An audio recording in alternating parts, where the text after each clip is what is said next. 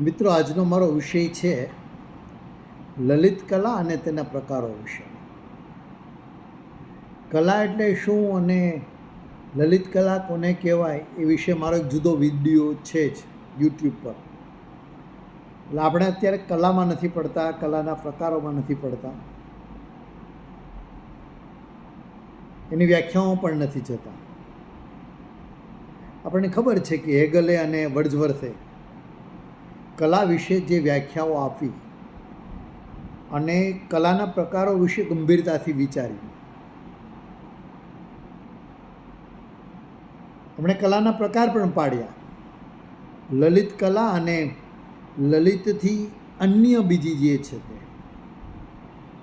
જેમનું મૂલ્ય ભૌતિક વધુ છે, વ્યવહાર જીવનની અંદર જેની ઉપયોગિતા વધારે છે,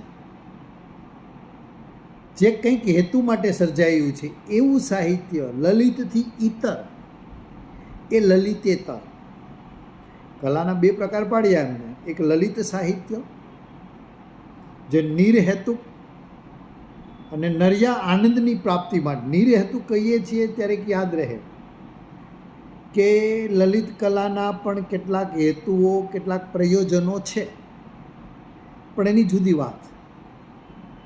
અહીંયા આપણે લલિતેતર કલાની સરખામણીમાં જો જોઈએ તો એટલું કહી શકાય કે કલાના આ બે પ્રકારો, લલિત કલા અને લલિતથી ઇતર અન્ય એવી લલિતેતર કલા, એ બંનેને જુદા પાડવા માટે આપણે થોડીક એવી ઓળખ સિદ્ધ કરવાની છે કે ભાઈ લલિત કલા છે એ નર્યા આનંદ માટે છે, નિજાનંદ માટે છે. લલિતેતર કલા છે એ ઉપયોગી બને માનવ જીવનના ક્રમિક વિકાસમાં, એ ઉપયોગી થાય, હેતુવાળી કલા છે. એટલે એક નિર્હેતુક, એક હેતુ સહિતની. બીજા અર્થમાં જોઈશ તો એમ કહી શકાય કે એ વ્યવહાર સાથે સંકળાયેલી છે. જીવનમાં ડગલે ને પગલે એ લલિતેતર કલાનો ઉપયોગ વ્યક્તિને કરવાનો થતો હોય છે. પેલા લલિતેતર કલાની વાત કરી દે. લલિતથી ઇતર છે તે, એ એટલે દાખલા તરીકે સુથારી કામ છે, લુહારી કામ છે, કડિયા કામ છે. એમાં કારીગીરીની જરૂર પડે છે, કલાત્મકતા પ્રમાણમાં ઓછી છે. કોઈ મકાન છે એ જીવન જરૂરિયાત છે, દરજી છે વસ્ત્ર સીવે છે, વાણંદ છે વાળ કાપી આપે છે, એ ભલે લખે કેશ કલા દુકાનની ઉપર. એટલે કલાના પ્રકારમાં આપણે એને લલિતેતર કલામાં લઈ શકીએ. રસોઈ પણ કલા છે, ઉત્તમ રસોઈ બનાવવી, ઉત્તમ વસ્ત્ર પહેરવું, મૌન બેસવું પણ કલા છે, અને બોલવું પણ એક કલા છે. એટલે કુંભારી કામ છે, લુહારી કામ છે, સુથારી કામ છે, દરજી કામ છે, સીવણ કામ છે. આ બધા જીવનના ક્રમિક વિકાસમાં જુદા જુદા તબક્કે ઉપયોગમાં આવતી એવી કારીગીરી છે જે દરેકને નથી આવડતી. પણ એ લલિતેતર કલા શીખીને તમે એમાં સજ્જતા પ્રાપ્ત કરી શકો છો. લલિત કલા શીખીને નથી સિદ્ધ થઈ શકતી. જન્મજાત કંઈક એવું હોવું જોઈએ તમારામાં, જે પછી તમને એના સાનિધ્યથી, એના સેવનથી, એના સાતત્યથી અને એના શિક્ષણથી તમને પૂર્ણતાની દિશામાં લઈ જઈ શકે. આ લલિત કલાની લાક્ષણિકતા છે કે એ કંઈ કુદરતી બક્ષિસ છે તમારામાં એવી કે પરિણામે તમે લલિત કલાના જે 5 પ્રકારો છે એમાંથી કોઈ એકમાં સિદ્ધિ હાંસલ કરી શકો છો. એટલે કલાના 2 પ્રકારો, એક લલિત કલા અને એક લલિતેતર કલા. લલિતેતર કલાની મેં ફરીથી વાત કરી, ફરીથી કહું તો એ કલામાં સુથારી કામ, લુહારી કામ, દરજી કામ, સીવણ કામ, રસોઈ કામ, કુંભારી કામ ઘર સુશોભન કામ,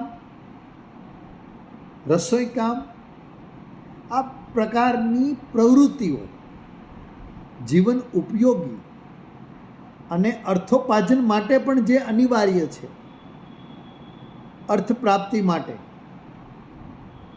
એક પ્રયોજન છે, યશસે અર્થકૃતે, એ લલિત એ કલાના છે. પણ અહીંયા પણ પ્રધાનતયા એ અર્થ પ્રાપ્તિ માટે છે, ત્યાં ગૌણ છે. અહીંયા પ્રધાનતયા અર્થ પ્રાપ્તિ એનો પ્રથમ હેતુ છે. એટલે એ લલિતેતર કલા, લલિતથી ઇતર એવી કલા, કલા તો છે જ, કલા સંજ્ઞા બંનેને લાગેલી છે. એનું મૂલ્ય વધતા ઓછા અંશે છે. સામાજિક જીવન જીવતો અને વ્યવહારિક માણસ એ પ્રાધાન્ય તો લલિતેતર કલાને આપવાનો, કારણ કે એ જીવનની જરૂરિયાત એવી વસ્તુ છે. જીવનમાં એનો ઉપયોગ, એની અનિવાર્ય એ રહેવાની છે. માટે એની બાદબાકી આપણે કરવાની નથી, અથવા તો એને ગૌણ ગણવાની નથી. આ પહેલી સ્પષ્ટ સમજ. હવે લલિત કલા પર આવીએ કે આપણને જે આ હેગલે કે પછી હર્બર્ટ, એબરક્રોમ્બી, વર્ડ્સવર્થ વગેરે જે કલાની વ્યાખ્યા આપી છે એ આ લલિત કલાના સંદર્ભે આપી છે. અને લલિત જે કલાઓ છે, સાહિત્ય કલા છે, સંગીત ને નૃત્ય કલા છે, ચિત્રકલા છે, શિલ્પકલા છે, સ્થાપત્ય કલા છે, પ્રધાનતયા આ 5 કલા, સંગીત અને નૃત્યને એમણે સાથે વણ્યા છે. એટલે એ મુખ્ય 5 કલાને એની જીવનમાં એનું ગૌરવ કેવું છે, એ કલાનું મૂલ્ય કેવું છે, એના પ્રમાણમાં એના ઉચ્ચાવચતાને કેન્દ્રમાં રાખીને એમણે એના ક્રમ નક્કી કર્યા છે, એના ક્રમ તારવ્યા છે. સ્થૂલતા અને સૂક્ષ્મતા એના ઉપાદાનોને આધારે. આ ઉપાદાનો શબ્દ વિદ્યાર્થી માટે નવો હશે, અલ્પ પરિચિત હશે. ઉપાદાન એટલે કે કલા સિદ્ધ કરવા માટે જે માધ્યમ, જે સાધન સામગ્રીની જરૂરિયાત પડે એ એના ઉપાદાન. એની સ્થૂલતા અને એની સૂક્ષ્મતાને આધારે એનો ક્રમ નિર્ણય આ હેગલે કર્યો, વર્ડ્સવર્થે કર્યો. આપણે ત્યાં હેગલથી જુદા એવા રામપ્રસાદ બક્ષીએ એમના વાંગ્મય વિમર્શ નામના પુસ્તકમાં બુદ્ધિના ગ્રહણ અનુસાર એનું વર્ગીકરણ કર્યું અને એને ક્રમ આપ્યો છે. આપણે અહીંયા સંદર્ભ માટે એ જરૂરી છે રામપ્રસાદ બક્ષીના વાંગ્મય વિમર્શનો, કે જેમણે માનવીની બુદ્ધિ કઈ રીતે કઈ કલાને પ્રથમ ગ્રહણ કરે છે એ શ્રેષ્ઠ, અને પછીથી એને ઉતરતા ક્રમે અન્ય કલાઓને જોઈ તપાસી અને એના યોગ્ય કારણો પણ આપ્યા. આપણે આપણા અભ્યાસક્રમને કેન્દ્રમાં રાખીને હેગલે જે વર્ગીકરણ કર્યું, જે ક્રમ નિર્ણય કર્યો, જે ઉચ્ચાવચતા સિદ્ધ કરી અને આપણને આપી, એને આપણે અનુસરીએ છીએ. તો એ મુજબ એને ઉત્તમમાં ઉત્તમ જો કોઈ કલા હોય તો એને સાહિત્ય નથી. સાહિત્ય પછી એણે સંગીત અને નૃત્યને લીધું. ત્યાર પછીનો ક્રમ એને ચિત્ર ન આપ્યો. આ ઉતરતા ક્રમે આપણે જોઈએ છીએ. ચિત્રકલા પછી એણે શિલ્પને મૂક્યું, શિલ્પકલા, અને પછી એને સ્થાપત્યને. એટલે નીચેથી ઉપર આવીએ તો જેના ઉપાદાનો અતિ સ્થૂલ છે એમાં એણે સ્થાપત્ય કલાને મૂકી, અને જેના ઉપાદાનો સૂક્ષ્મ છે એવી સાહિત્ય કલાને શિરમોર રાખી. હવે આ ઉપાદાનોને, આ કલાઓને અને એના કર્તાઓને એની મર્યાદાઓ સાથે આપણે ચડતા ક્રમમાં જોઈશું. પ્રથમ કલા પાયાથી શરૂઆત કરીએ તો સ્થાપત્ય કલા. સ્થાપત્ય કલા એટલે જે તમે ભવ્યાતિ ભવ્ય પુરાણકાલીન અને ઐતિહાસિકકાલીન ઇમારતો કે પછી એવા કોઈ સ્થાપત્યો તમે જુઓ તો એને તમે આ સ્થાપત્ય કલામાં મૂકી શકો. એનો કર્તા કોણ? સ્થપતિ. સ્થાપત્ય કલાનો કર્તા અથવા તો કલાકાર સ્થપતિ તરીકે ઓળખીએ છીએ આપણે. આવા થોડા નમૂના તમારે નામ આપવા હોય સ્થાપત્ય કલાના આદર્શ નમૂના રપ તો તાજમહાલ તમને તરત યાદ આવવું જોઈએ. ઝૂલતા મિનારાને પણ તમે સમાવી શકો. કુતુબ મિનાર, ચીનની દિવાલ, India Gate, Gateway of India, પેરિસનો પેલો એફિલ ટાવર, આ બધા સ્થાપત્ય કલાના આદર્શ નમૂનાઓ છે. એવા 4-5 નામોનો ઉલ્લેખ તમારે કરવો રહ્યો. હવે આ બધું બનાવવામાં ઉપયોગ કઈ સામગ્રીનો કરવામાં આવે છે, શાના દ્વારા બનાવાય છે? તો એ જે સાધન સામગ્રી છે એને સાહિત્યની પરિભાષામાં ઉપાદાન, બહુવચનમાં ઉપાદાનો કહે છે. સ્પષ્ટપણે તમે આ સ્થાપત્ય કલાના નમૂનાને આધારે કહી શકો ભાઈ એમાં પથ્થર, પછી પથ્થર કોઈ પણ હોય, સાદો હોય, કાળમીંડ હોય, જૂનાગઢને પોરબંદરની આસપાસથી નીકળતા એવા સફેદ પથ્થર હોય કે પછી રાજસ્થાનની ખીણોમાંથી નીકળતા કોટા સ્ટોન, માર્બલ કે ગ્રેનાઇટ હોય, આ પથ્થર.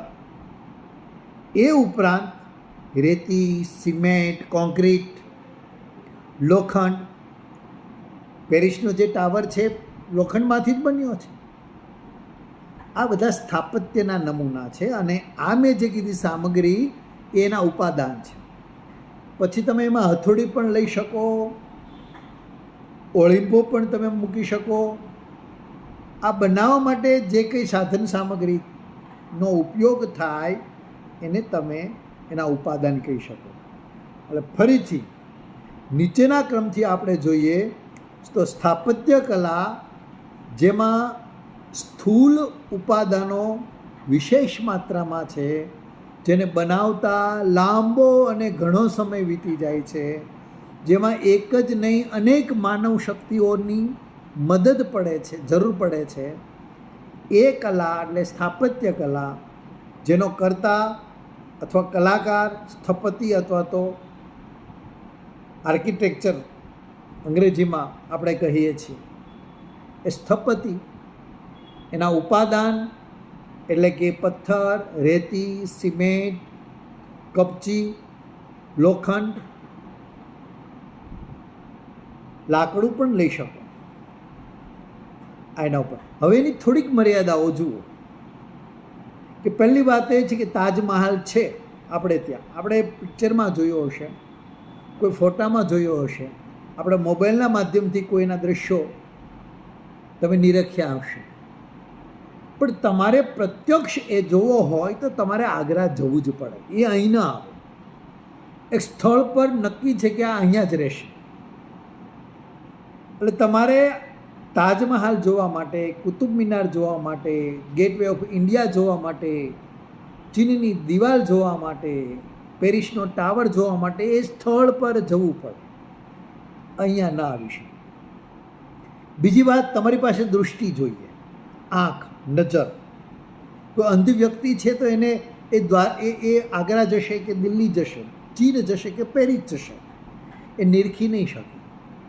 એટલે કે આ દૃશ્ય એવી કલા છે, જોઈને આનંદ મળે એવી આ કલા છે. દ્રશ્ય કલામાં આવા પ્રકારો આ દ્રશ્ય કલા અને શ્રાવ્ય કલા આવા પણ પ્રકાર પડ્યા છે કલાના. અને દ્રશ્યમાં તમે સ્થાપત્ય કલા લઈ શકો, શિલ્પકલા લઈ શકો, ચિત્રકલા લઈ શકો. અને શ્રાવ્ય કલામાં તમે સાહિત્ય અને સંગીતને મૂકી શકો. સાહિત્ય તો દ્રશ્ય પણ છે અને શ્રાવ્ય પણ છે. એની વાત આપણે સાહિત્ય કલા પર આવીએ ત્યારે કરીશું. એટલે આ દૃશ્ય કલા છે.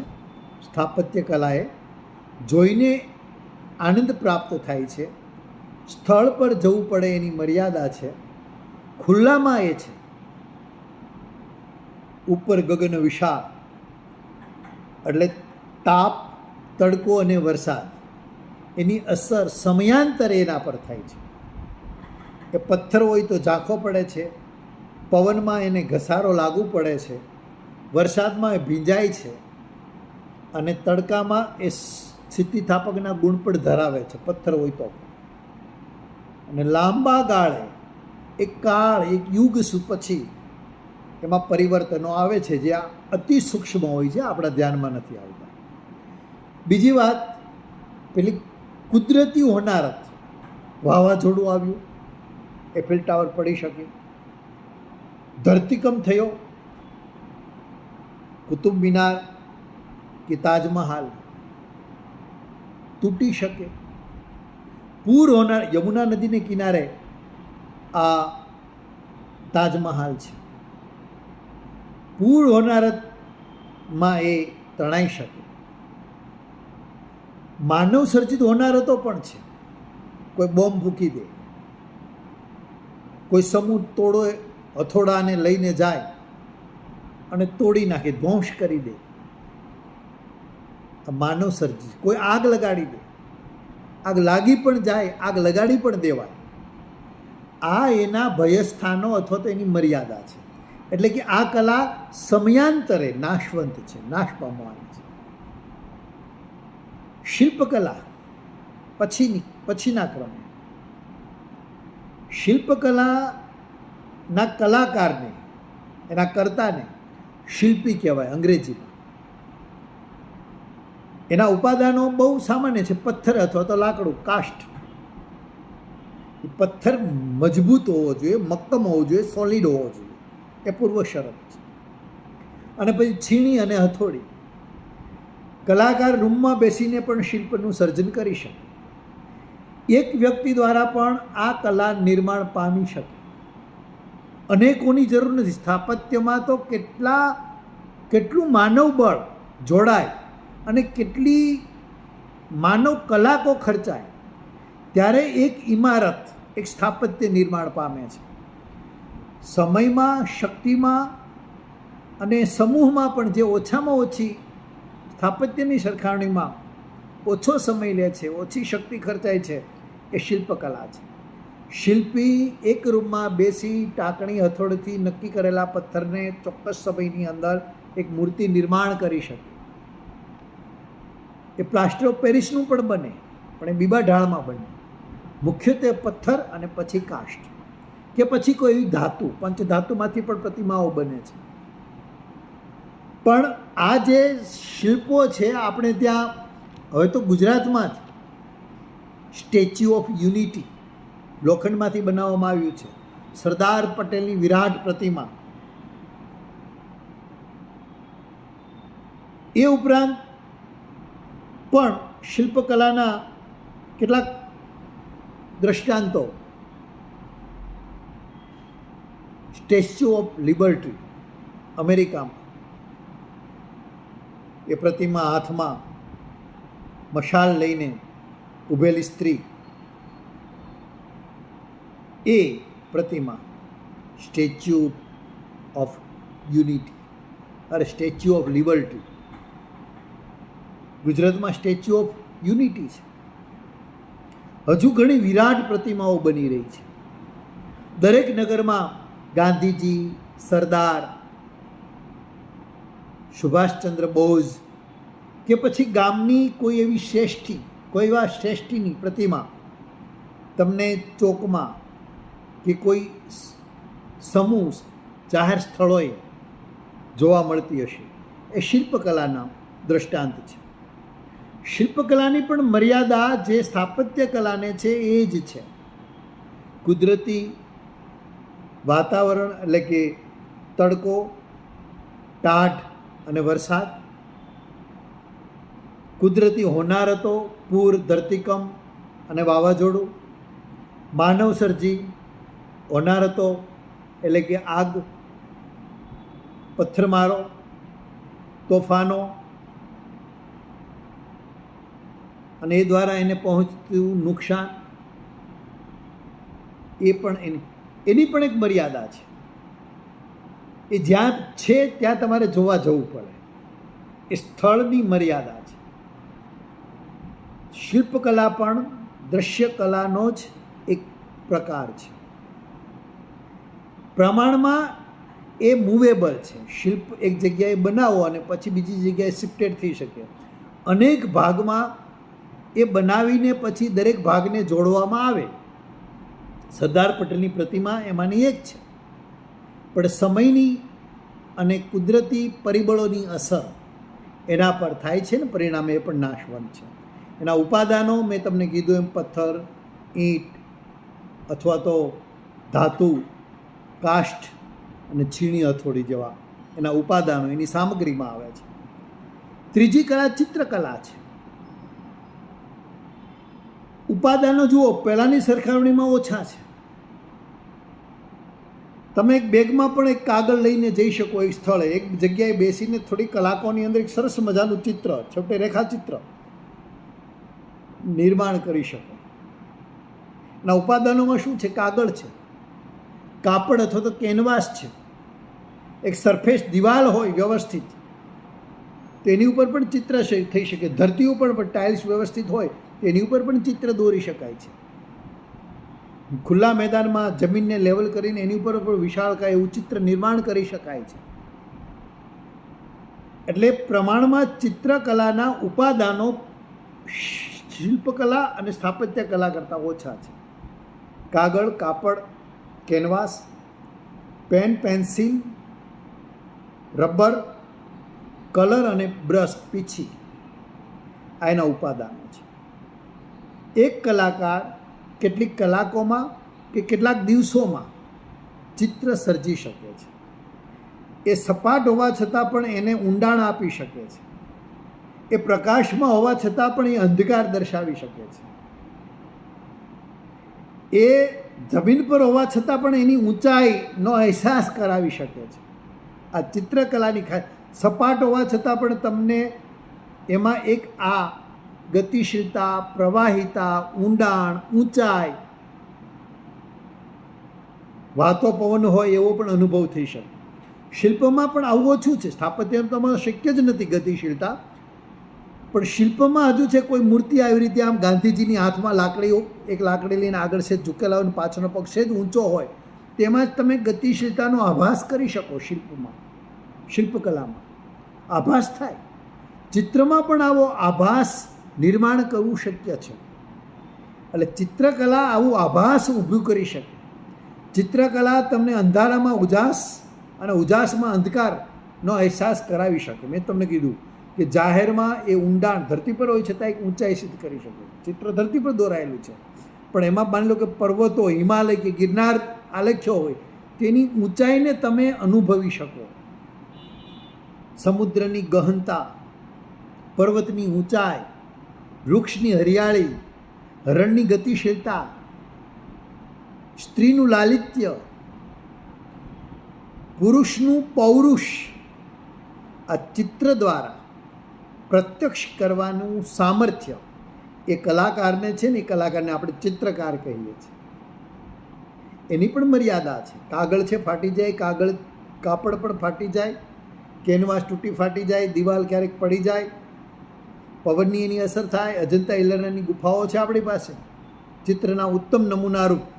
મોનાલિસાનું ચિત્ર પણ વિશ્વવિખ્યાત છે, લિયોનાર્ડો દ વિન્ચીએ દોરેલું. આપણે ત્યાં પણ કેટલા ચિત્રકારો છે. રવિન્દ્રનાથ ટાગોરે પણ મોટી ઉંમરે ચિત્ર શીખ્યા હતા. કેટલા ચિત્રકારો છે, એના નામ તમે ટાંકી શકો તમારા સ્મરણમાં, તમારા ચિત્ર તમારા સ્મૃતિમાં હોય તો.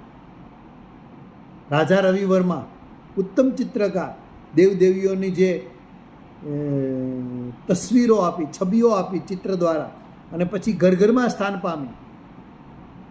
કેટલા ચિત્રકારો આપણા દેશે, આપણા ગુજરાતે પણ આપ્યા છે.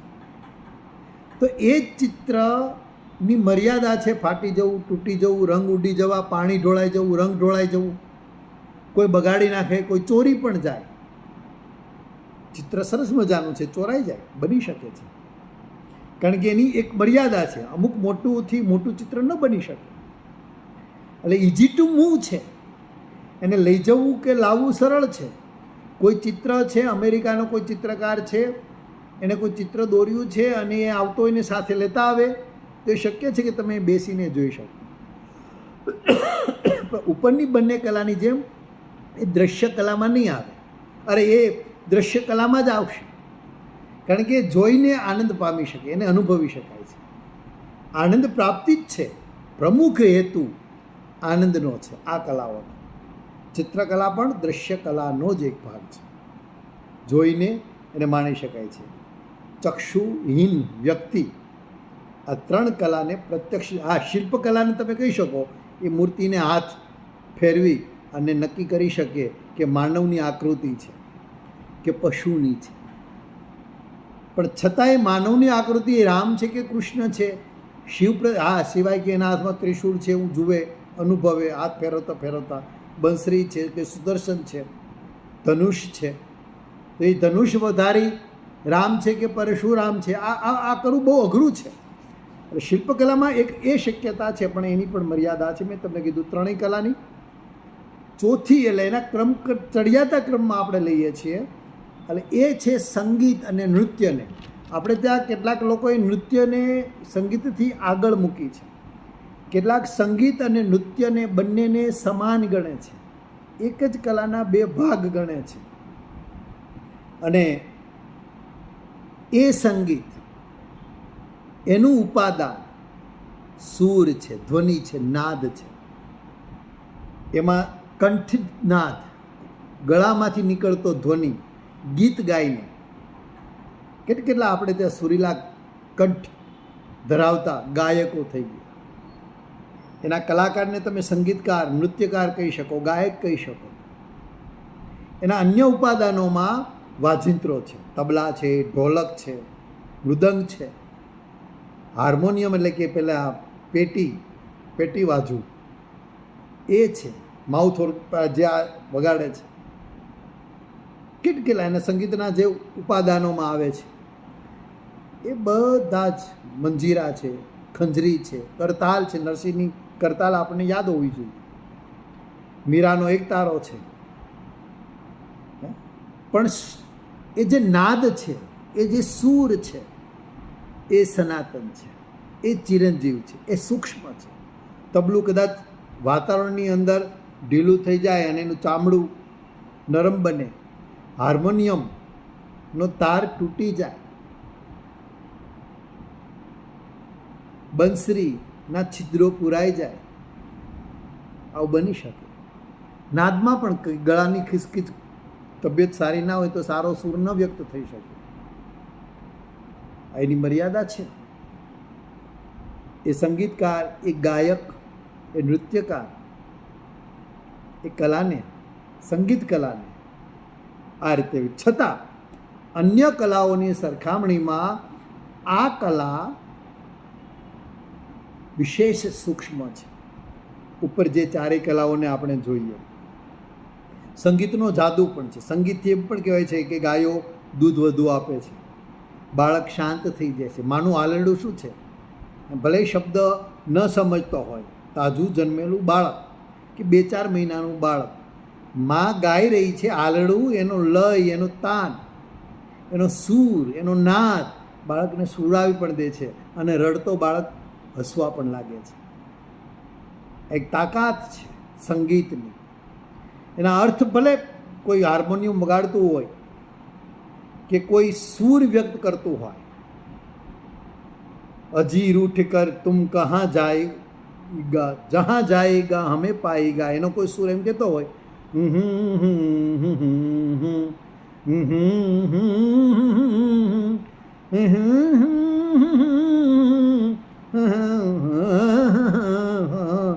તરત પકડી શકો, અજી રૂટ કર તુમ કહાં જ, આ જ ગાઓ છો. અને પેલી વ્યક્તિ કે ના પણ પાડી શકે, એ હા છતાંય ના પાડી શકે. મારે તમને કેવું છે કે એમાં સંદિગ્ધ છે, સ્પષ્ટ નથી, અનુમાન છે, અથવા તો કાન જેનાથી ટેવાયેલો છે એ તમને સંભળાશે. એટલે એ ધૂન ગાઈ રહ્યું છે એમ કહે છે કે હું તો દલપતરામની કવિતા ગાઉં છું. પૂરી એક અંધેરીને ગંડુ રાજા, ટકે શેર ભાજી, ટકે શેર ખાજા, અજી રૂઠ કર તુમ. તમે નક્કી નથી કરી શકતા કયું ગીત છે, અનુમાન કરી શકો છો. એટલે કે આ સંદિગ્ધ જે છે, સુર સ્પષ્ટ નથી, એની અસ્પષ્ટતા એની મર્યાદા છે.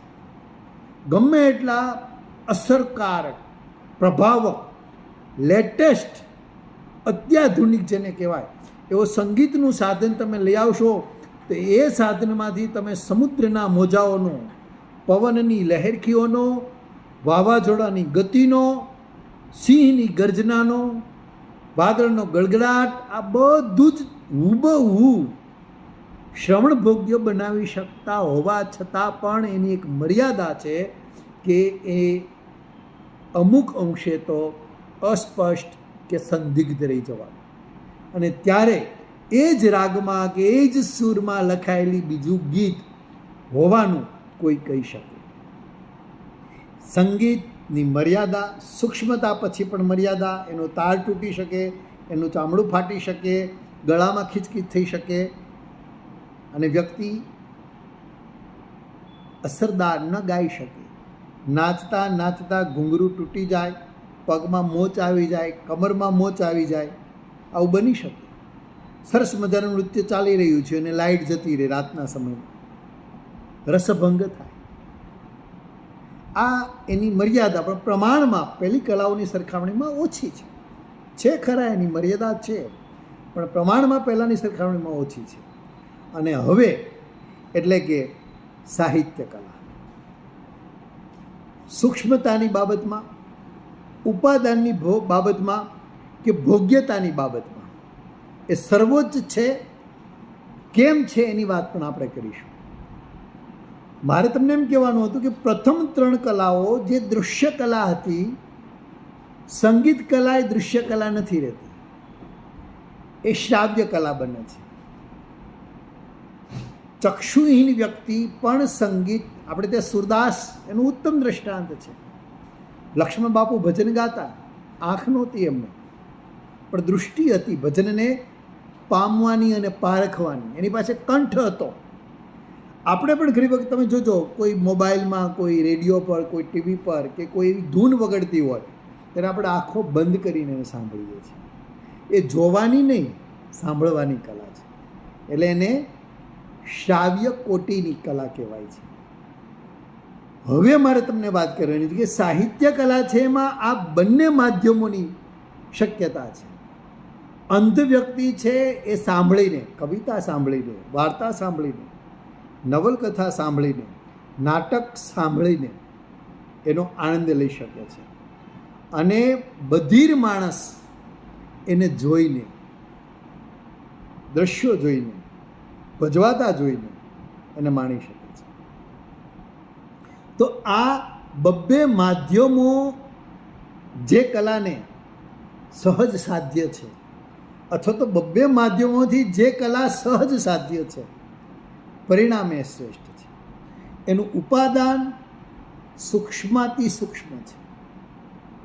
એટલે કે નાદ તો છે જ, પણ એ નાદથી ઉત્પન્ન થયેલો સૂર, શબ્દ, ધ્વનિ, અને એ ધ્વનિ અર્થસભર ધ્વનિ છે, એક ચોક્કસ અર્થ ધરાવે છે. હું રામ કહું છું, હું અલ્લાહ કહું છું, હું પંખો કહું છું ને હું ફૂલ કહું છું. તો જોડણી કોશે મને જે શબ્દ આપ્યા છે ત્યારે એ ફૂલનો અર્થ મને સહજ સાધ્ય છે. પણ જ્યારે કવિ પોતાની કવિતામાં, સર્જક પોતાના સાહિત્યમાં એ શબ્દ કઈ રીતે પ્રયોજે છે, પરિચિત શબ્દોને અપરિચિત કર્મોમાં મૂકી આપીને જે રીતે એ ચમત્કાર સિદ્ધ કરે છે અને આપણા આનંદનું નિમિત્ત બને છે, પરિણામે આવા સૂક્ષ્મ ઉપાદાન, ઉપાદાન માત્ર શું છે? ધ્વનિ, નાદ, શબ્દ, અર્થયુક્ત શબ્દ. ધ્વનિ ખરો, પશુ પક્ષી પાસે પણ ધ્વનિ છે, સંગીતમાં પણ ધ્વનિ તો હતો જ, નાદ હતો, પણ એમાં અર્થ બીજો હોવાની શક્યતા હતી. અર્થ સંદિગ્ધ હતો, અસ્પષ્ટ હતો. અહીંયા અર્થ સ્પષ્ટ છે. તમે વાંચશો અને તમને તરત એનો અર્થ પ્રાપ્ત થશે. એનો વિશિષ્ટ અર્થ એ વાક્ય કે સાહિત્ય, એ કાવ્ય કે પંક્તિ, એ શેર કે ગઝલ, એનો એક વિશિષ્ટ એવો અર્થ તમને તરત સાંપડશે. પરિણામે સાહિત્ય કલાને શ્રેષ્ઠ કલા કહેવામાં આવી છે. તો આપણે અત્યારે માત્ર કલાના પ્રકાર જોવાના હતા. સાહિત્ય કલા વિશે અને એની વિશિષ્ટતા વિશેનો એક જુદું વ્યાખ્યાન થઈ શકે. એટલે મારું એક બીજું વ્યાખ્યાન પણ તમે જોઈ શકો કે સાહિત્ય કલા અને એની વિશેષતાઓ, એક સાહિત્ય કલા કઈ રીતે શ્રેષ્ઠ છે એ વિશેનો પરિચય આપવું એક જુદું વ્યાખ્યાન યુટ્યુબ પર જ તમને મળી શકશે. એટલે અહીંયા માત્ર આપણે કલા અને કલાના બે પ્રકારો, લલિત કલા અને લલિતેતર કલા. લલિત કલામાં આપણે જોયા કે મુખ્યત્વે 5 અને નૃત્યને જુદી ગણીએ તો 6. એને ચડતા ક્રમે આપણે જોઈએ તો સ્થાપત્ય કલા, શિલ્પકલા, ચિત્રકલા, નૃત્ય સંગીત કલા અને સાહિત્ય કલા.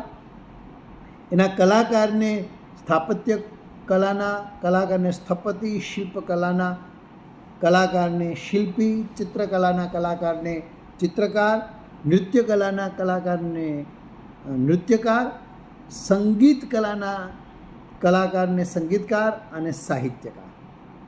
ઉપાદાનો પર પણ તમે જોયો, સ્થાપત્યમાં પથ્થર, ઈંટ, રેતી, લોખંડ, સિમેન્ટ, કોન્ક્રીટ વગેરે.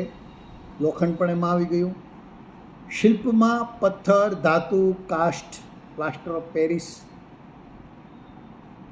ચિત્રકલામાં કાગળ, કાપડ, કેનવાસ, દિવાલ, પીંછી, રંગ, પેન્સિલ, પેન. સંગીત કલામાં નાદ, સૂર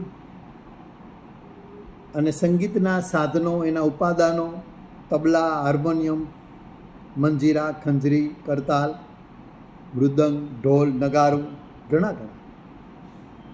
સાહિત્ય કલાના ઉપાદાનોમાં માત્ર નાદ, માત્ર ધ્વનિ, માત્ર શબ્દ જે સનાતન છે, નાશવંત નથી, એ લલિતથી ઇતરની, એટલે આજે લલિત કલા સિવાયની પણ જે કેટલીક કલાઓ છે એ આપણે જોઈ લીધી હતી પ્રારંભે. અહીંયા માત્ર હાઇલાઇટ્સ: સુથારીકામ, લોહારીકામ, કુંભારીકામ, કેશકલા, રસોઈ કલા. આ બધી જ ઇતર પ્રવૃત્તિઓ કે જેમાં કલાનું તત્વ ભળેલું છે, પણ એની ઉપયોગિતા પ્રમાણમાં દૈનિક, વ્યવહારુ અને રોજબરોજની છે. એટલે કોઈ મકાન બનાવે છે એને આપણે કડીઓ કહીએ છીએ. કોઈ સ્થાપત્ય ભવ્યાતિ ભવ્ય ઇમારત બનાવે છે તો એને સ્થપતિ કહીએ છીએ. તો આ કડીઓ અને પેલો સ્થપતિ એમાં જમીન આસમાનનો ફેર છે. આટલી સમજ આપણે અત્યારે કેળવી લઈએ. ફરી મળીએ સાહિત્ય કલાની વિશેષો, એની વિશેષતાના સંદર્ભે. ત્યાં સુધી આવજો, મળીએ.